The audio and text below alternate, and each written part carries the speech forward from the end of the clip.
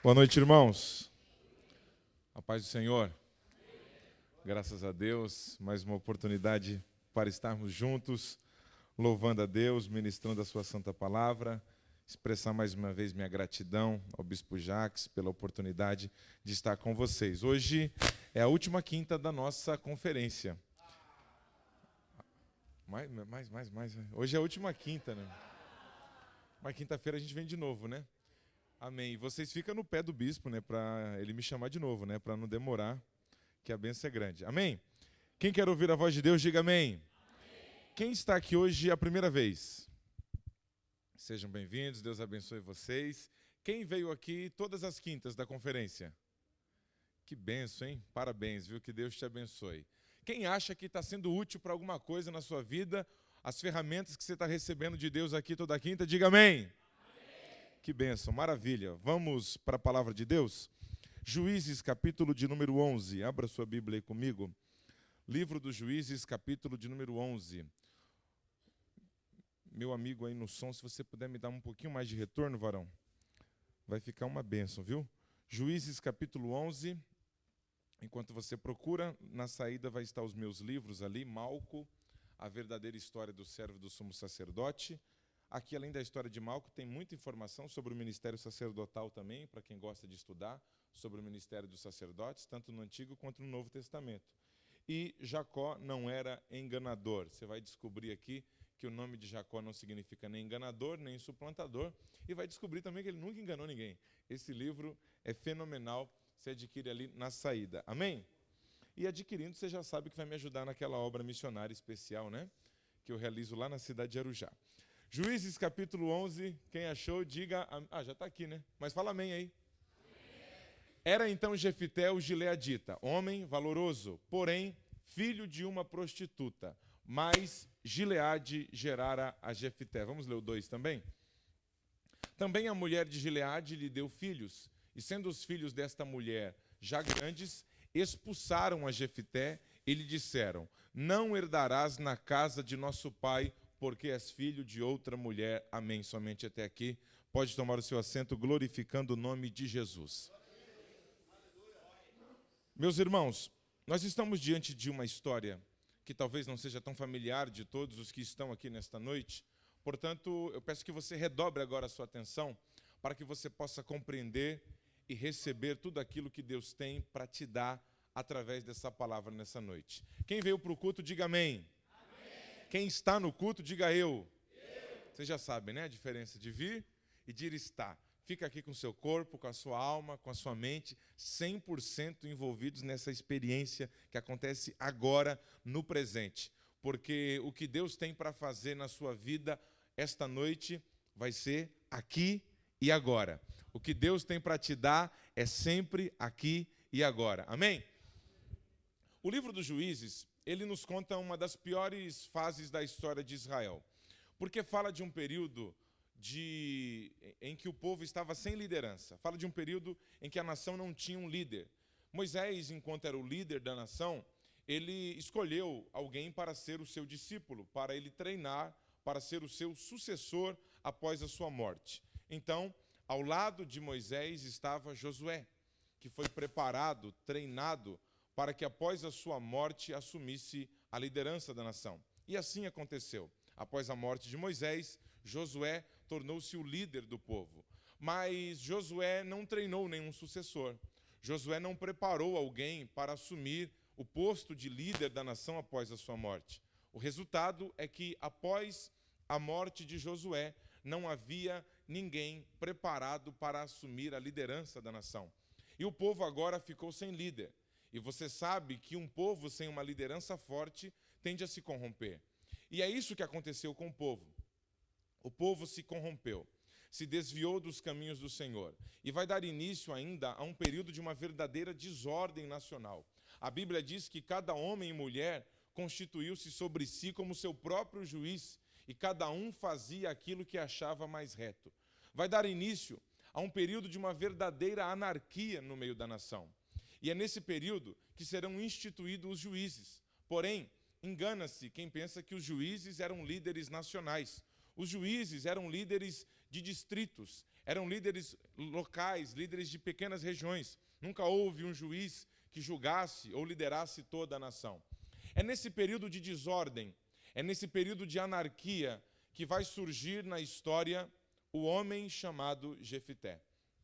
Jefité é um homem tão bom, Jefité é um homem de tantos valores, Jefité é um homem de tantas qualidades, Jefité é um homem tão formidável que quando a Bíblia vai resumir em poucas palavras quem foi Jefité, ela resume dizendo: ele era homem, valente e valoroso. Esse é o resumo em poucas palavras de quem era Jefité.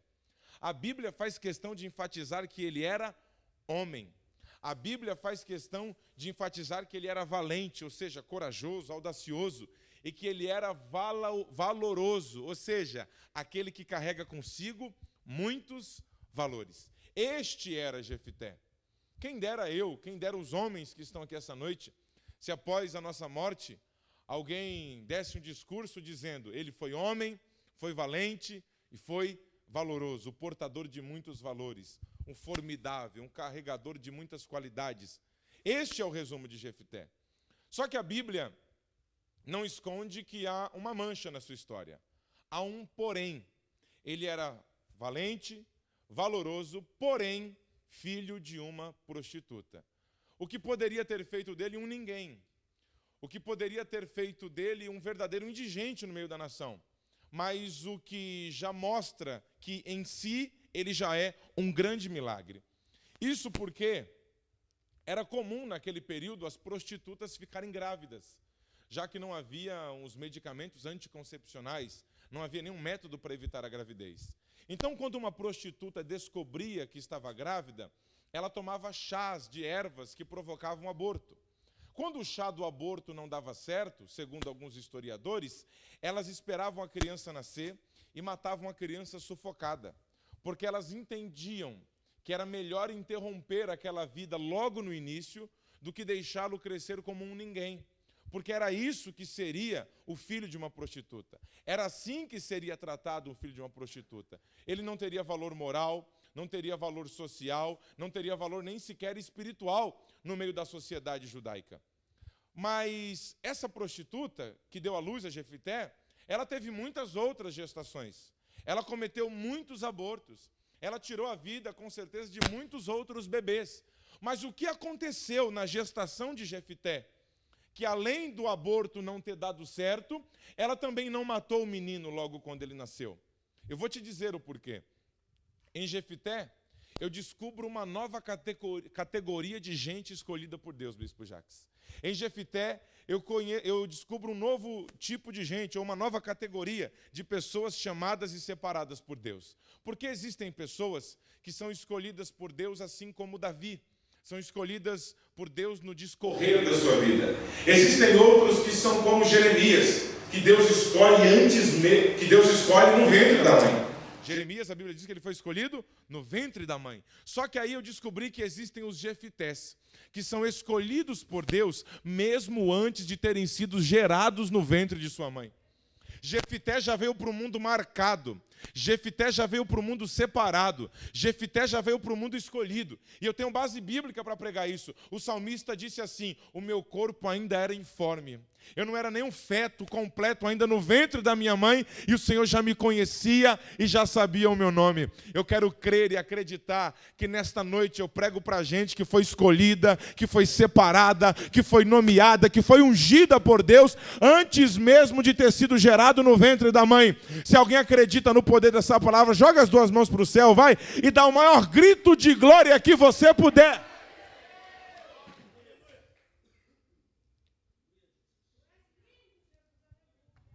Mas o texto continua, o versículo 1, e aparece um outro porém. Era varão valente, valoroso, porém filho de uma prostituta, mas Gileade era o seu pai. E aí nós vamos encontrar um outro porém na vida de Jefité. E nós vamos perceber que a vida de Jefité é como a minha e como a sua, cheia de poréns, cheias de vírgulas, cheia de aspas, cheia de reticências. ele era filho de uma prostituta. Ele era filho de uma mulher da vida, mas o pai dele era um homem muito importante. O pai dele era Gileade. E quem era Gileade? Gileade era um conquistador de terras. Gileade era famoso como um conquistador de terras. Ele conquistou um pedaço de terra e essa terra passou a se chamar Terra de Gileade. Todo homem e mulher que nascer ali será chamado de gileadita. E essa terra vai ficar famosa pela sua produção de essências. É por isso que você vai ver em 1º e 2º Samuel, em 1º e 2º Reis, em 1º e 2º Crônicas, sempre alguma referência ao bálsamo de Gileade, à unção de Gileade, ao azeite de Gileade, ao óleo que desce de Gileade. Gileade vai ficar famosa como a terra da unção, como a terra do azeite, como a terra do bálsamo. E Gileade é o dono dessa terra, é o líder dessa terra. E ele se deitou com essa prostituta. Essa prostituta, a mãe de Jefité, por incrível que pareça, por mais irônico que possa ser o que eu vou dizer agora, ela não era, entre aspas, uma prostituta qualquer. Ela não era aquela prostituta que se deitava com todo e qualquer homem.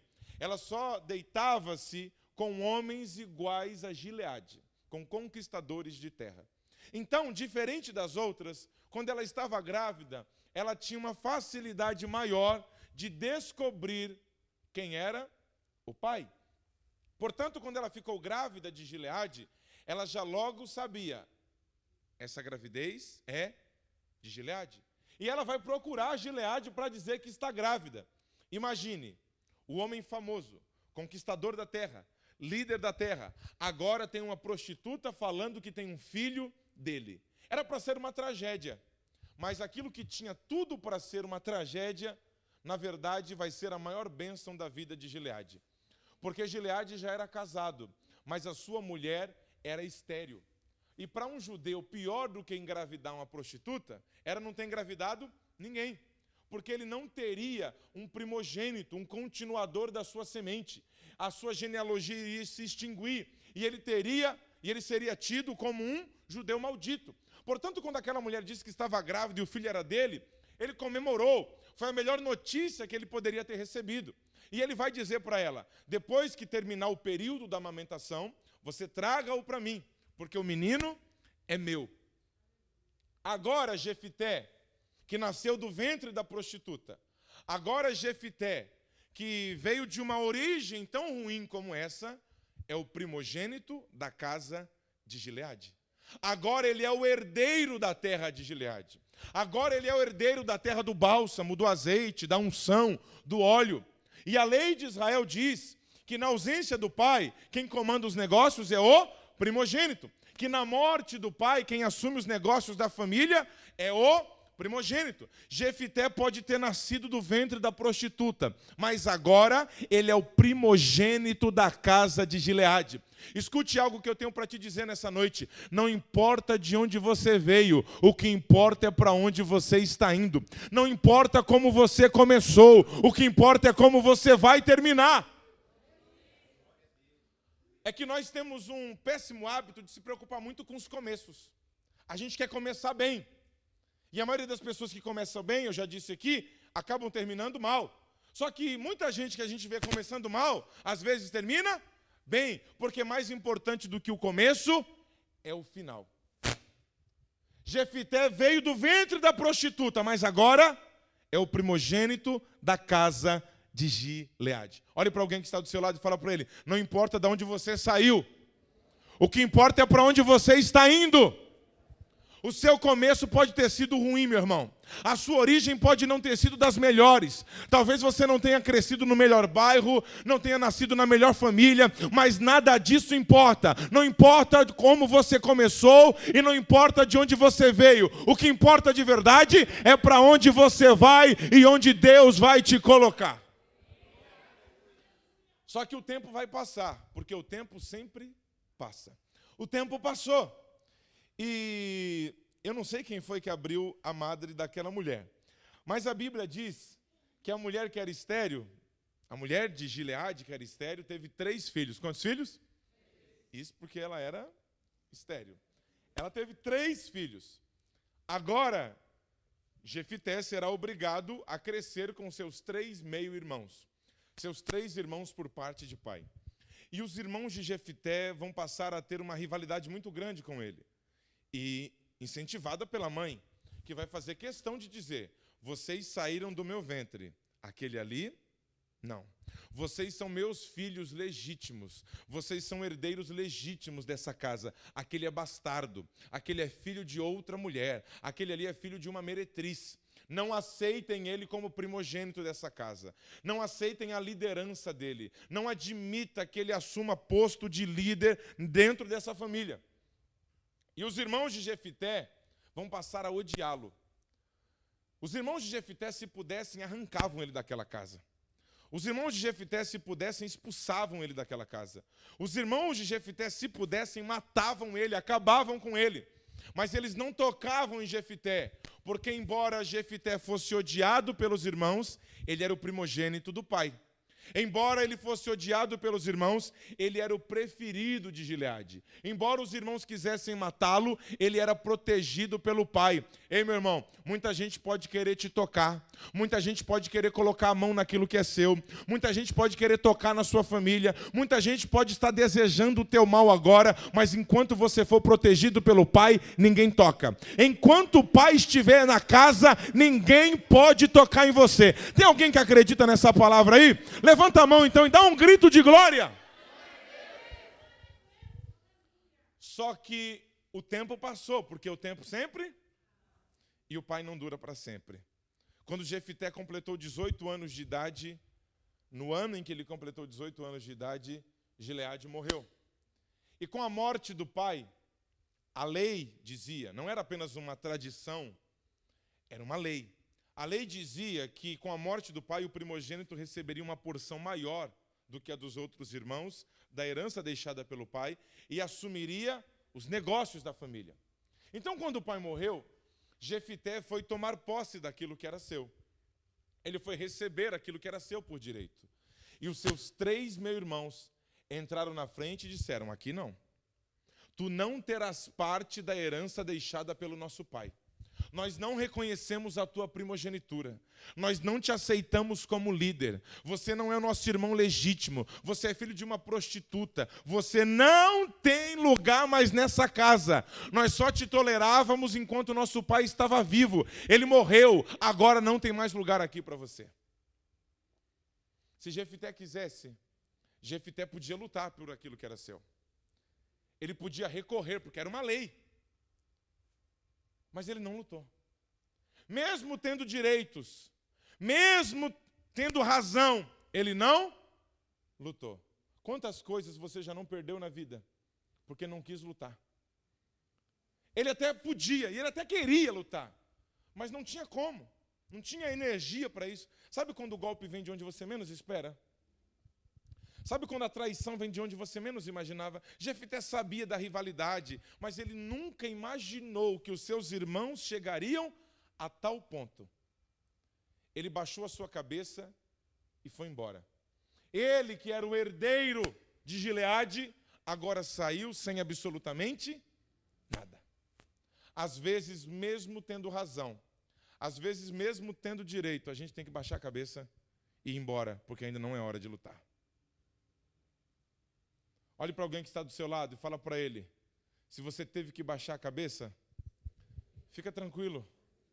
Talvez isso ainda não seja derrota. Talvez só não é a hora de lutar ainda. Ele baixou a cabeça e foi embora. E ele foi parar na terra de Tobi. Na terra de Tobi. Fala para o irmão que está fala para ele, é Tobi. Foi parar na terra de Tobi. O que era a terra de Tobi? É o pior lugar que tinha na Bíblia. Quem já ouviu falar que Lodebar era ruim? Isso porque você não estudou sobre Tobi. Lodebar, irmão, o lugar era ruim, mas as pessoas eram boas. Foi gente de Lodebar que salvou a vida de Mefibosete. Foi gente de Lodebar que protegeu, que escondeu Mefibosete. O lugar era ruim, mas as pessoas eram boas. Agora Tobi não. O lugar era ruim e as pessoas pior ainda. O lugar era ruim e as pessoas também.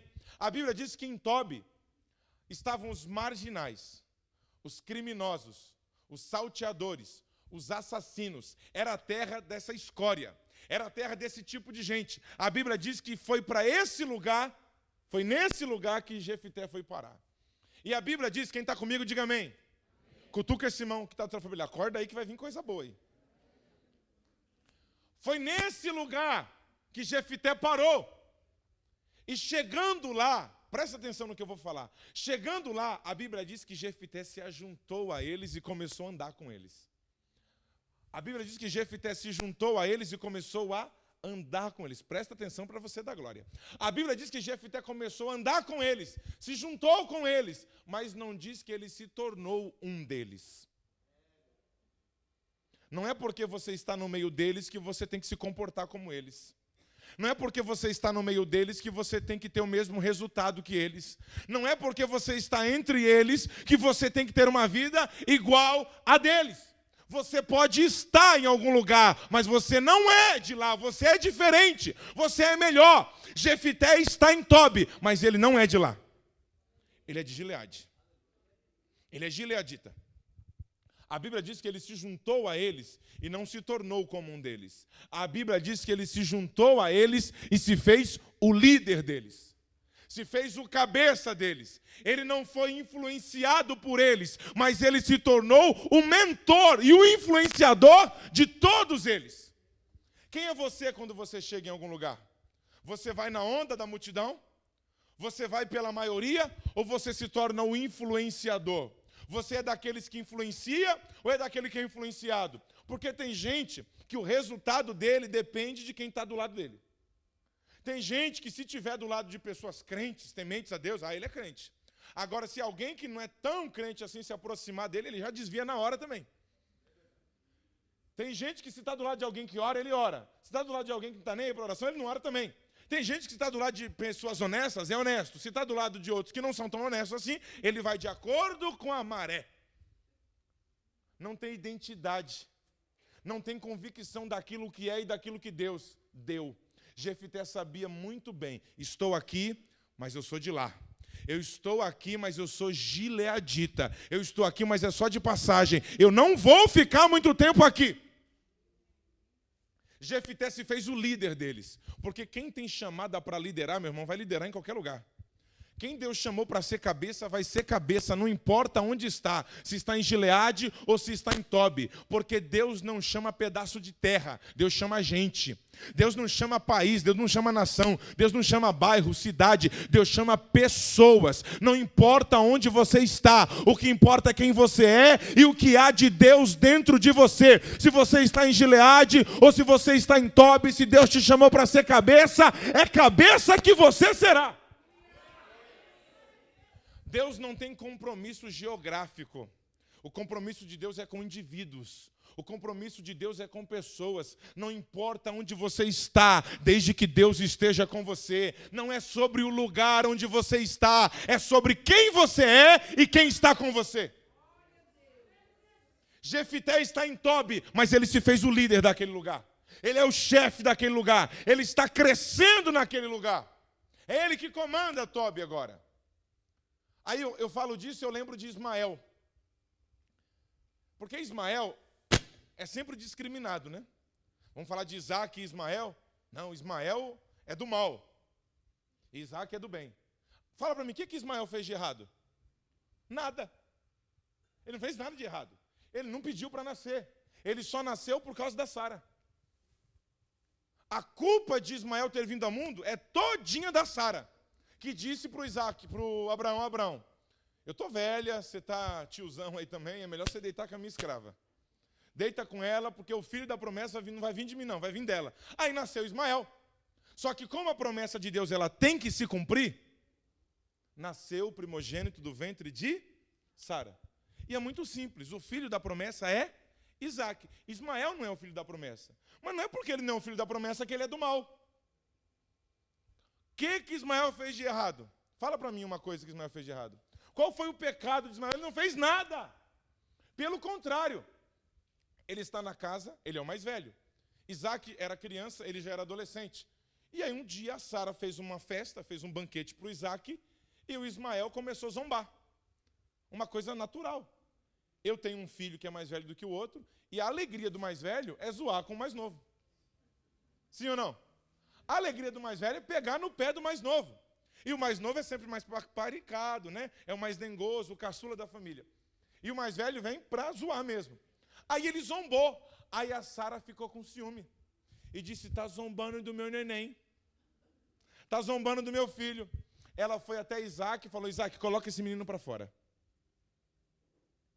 O menino que só está na casa por causa dela. Ela está dizendo, põe ele para fora. Ele zombou do meu filho. Ele riu do meu Isaac. Expulsa ele daqui. Pega ele e a mãe dele e põe para a rua. E dá para eles a comida só de um dia. O outro dia é problema deles. Expulsa para o deserto. Só com a comida de um dia. Ah, meu irmão. Você não tem noção das ruindades que uns crentes é capaz de fazer. Aí Abraão ficou com dó. A Bíblia diz que Abraão achou essa palavra muito dura. Abraão ficou com dó. Abraão ficou com? O pior sentimento que alguém pode sentir por outro é dó, pena. Porque dó e pena não é compaixão, não é misericórdia. Você encontra pessoas na rua, você vê no farol uma criança, às vezes com a idade do seu filho, vendendo bala, pedindo esmola, e você sente dó. Você se incomoda com aquilo. Aquilo te incomoda, mas você também não faz nada para mudar aquilo. Por quê? Você só sentiu dó. Agora, quando a gente sente compaixão, misericórdia, a gente faz algo para ajudar a mudar. Abraão ficou com dó. E Deus apareceu a Abraão e disse, Abraão, não tenha dó. Não tenha pena. Faça com ele tudo o que a Sara mandou fazer. Porque eu não criei o ser humano para depender da dó dos outros. Eu criei o homem para depender das minhas misericórdias. Se a Sara mandou pôr para fora, põe para fora. Se ela mandou humilhar, humilha. Se ela mandou pisar, pisa. Porque o homem pode ter dó de você, mas Deus não. Deus não tem pena de você. Deus não tem dó de você. O que Deus tem é misericórdia. O que Deus tem é compaixão. Dó ele não tem, não. Se você tiver que sofrer para crescer, Deus vai deixar você sofrer. Se você tiver que apanhar um pouquinho para prosperar, Ele vai deixar. Se você tiver que sofrer para amadurecer, Ele vai deixar. Mas que você vai crescer, você vai. Deus não vai deixar a dó de ninguém impedir o seu crescimento. Põe para fora e pôs para fora. O menino estava lá morrendo. Depois não tinha mais água, a comida e a água era de um dia só. E ele começou a gemer de dor e de fome. E a Bíblia diz que Deus ouviu o choro do... Por que não foi o da Agar? Deixa para outro dia. Deus ouviu o choro do menino e apareceu para Agar. E disse, Agar, reprime o teu choro, enxuga a lágrima dos teus olhos. Porque Deus ouviu o choro do menino. E Ele vai fazer dele uma grande nação. Como é que você quer falar mal de quem Deus fez promessa? Como é que você quer criticar aquele que Deus é na vida dele, Deus que escolheu? Não tinha promessa para Ismael, só tinha para Isaac. Só que como Ismael foi expulso e foi parar no deserto, agora tem promessa para Ismael também. Está entendendo, irmão? Se você não vai para o deserto, você ia ficar sem promessa. Achei que você ia dar um... Sara achou que ia matar, mas pelo contrário, o castigo que ela quis dar para ele foi a ferramenta de Deus para dar para ele uma promessa. Deus vai pegar a maldição que lançaram sobre a sua vida e vai transformar em bênção. Deus vai pegar o mal que prepararam para você e vai transformar em vitória para a tua vida. Glória!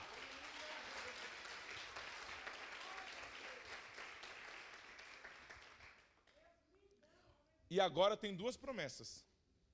Tem uma promessa para Isaac e uma para Ismael. Olha só que interessante. A promessa de Isaac representa o povo de Israel. Ismael representa o povo árabe. A promessa de Isaac era assim: eu te abençoarei na terra que eu te dei. Você será abençoado na terra que o Senhor teu Deus te der. Agora Ismael é assim: aonde você colocar a planta do seu pé, eu te abençoo.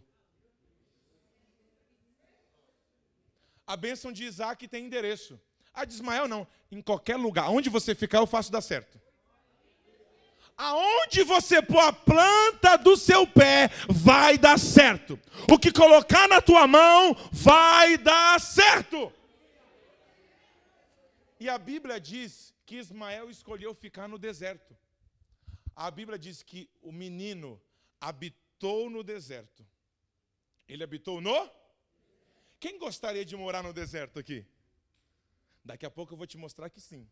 Quer? Você quer? Ninguém, né, conscientemente gostaria de morar no deserto. Lugar de extremos. Uma hora é muito quente, outra hora é muito frio. Mas o menino escolheu habitar no... E a promessa de Deus era assim: aonde você ficar, eu te abençoo. Porque o meu compromisso não é com o lugar, o meu compromisso é com você. Aonde você escolher ficar, eu vou fazer prosperar. Aí ele ficou no deserto. E de Ismael descendeu o povo árabe. Quem é um dos povos mais ricos do planeta hoje? Quem acompanha futebol aqui? A liga mais rica, qual é? A liga árabe. Os corintianos esses tempos aí perderam o técnico para um time de lá, né? O técnico do Corinthians falou assim, o Carille, né? Eu não vou para lá nem por um caminhão de dinheiro, não foi isso? Mas ele esqueceu que ele estava falando com árabe. O que é um caminhão de dinheiro? Eles mandaram logo uma frota, né? Tem corintiano aqui? É sempre maioria, né? O petróleo, a maior parte do petróleo no mundo está onde? Na mão dos? Os diamantes na mão dos? Os árabes têm tanto dinheiro, irmão, que de vez em quando você vai estar assistindo a televisão, algum documentário, e vai aparecer lá alguma matéria de um príncipe árabe que mandou fazer um carro esculpido, banhado a ouro, que mandou fazer uma Ferrari de prata, um Audi de ouro. Quem já viu isso? Sabe de onde que eles vieram? De Ismael. Sabe de onde que eles vivem? No deserto. Quem gostaria de morar em Dubai? Ué, você falou que não queria morar no deserto? Onde fica Dubai? No meio do deserto. Saiu, sabe de onde? De Ismael. Levanta as duas mãos para o céu que eu vou profetizar para você. Levante as duas mãos bem alto, bem alto, bem alto. Aonde você pisar a planta do seu pé, Deus vai fazer dar certo. Aonde você pôr a mão, vai prosperar. Porque Deus não escolheu a terra, Deus não escolheu a cidade, Deus escolheu gente, Deus escolheu você. Aonde você for, vai dar certo. Só quem crê aplaude bem forte o nome do Senhor.